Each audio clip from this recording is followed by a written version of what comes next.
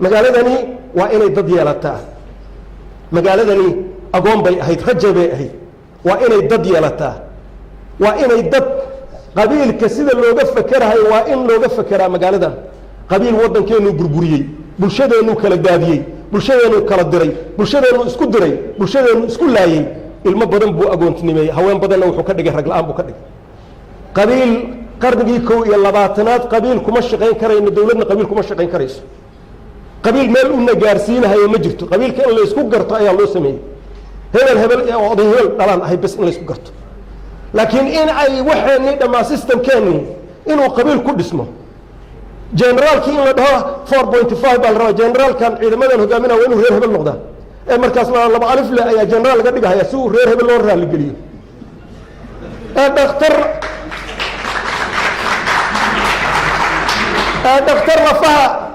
dhakhtarka lafaha la rabaa la dhaho laba dhakhtar oo lafaha reer hebel baa joogtay dhakhtar lafaha reer hebel baa rabaa in la keeno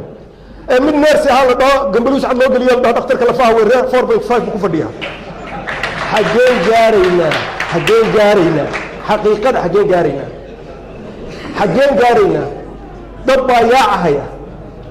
yaacahaya meeshaan waxba kuma lihin meeshaan anagu kama muuqano war qof service kuu qabanahayaad rabtaa qof wax kuu qabta ee wax ku talaad rabtaa ma rabtid qof in adeerkaa oo tuugoo meel fadhiya oo ku dhacahayo ilmahaaga iskoolka wixii loogu dhisi lahaa cunahaya qof ma rabtid isbitaalka wixii lagu dhisi lahaa isagoo cunahayo guryo ku dhisanayo ma guryuhu wax kaa siinaya biladani uu dhistani wax kaa siinahaya waxba kaama siinahay waxaa kuu daran qof ammaano leh oo u dhisayo iskuulaadkii kuu dhisayo darajadii kuu dhisayo oo isbitaalaadkii kuu dhisayo oo biyihii kuu dhisayo korontadii kuu dhisayo ayaad u baahanta uma baahnid mid masawirka isku reer baan hebel meel buu fadhiya oo fadhiyo meel aan waxba qabanayn uma baahnid ummaddan caqligeedu waa inuu isbedelaa caqligeeda iyo aragtida magaalnimada iyo dowladnimada iyo qarannimada waa in hadda ka bacdi iskuulaadka lagu dhigaa waxaan codsanaynaa wasaaradaha tacliinta in ay ku dhigto wadaniyadda waxay tahay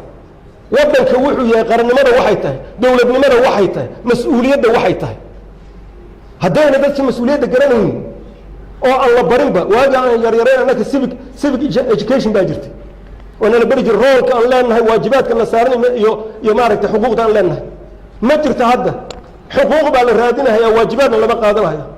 caawa waxaad tustiin reer intuu isu tago odayadiisu u tagaayo madaxweynaha dhahahaya waajibaadkaasaan qabanaynaa waajibaadkaasa sidii muwaadiniin waajibaadkaasaan la saaray reer hebel haddaan nahayna dariiqaasaan dhisaynaa ama reer haddaan nahay waxaan dhisaynaa maaragtay isbitaalkaasaan dhisaynaa ma jirto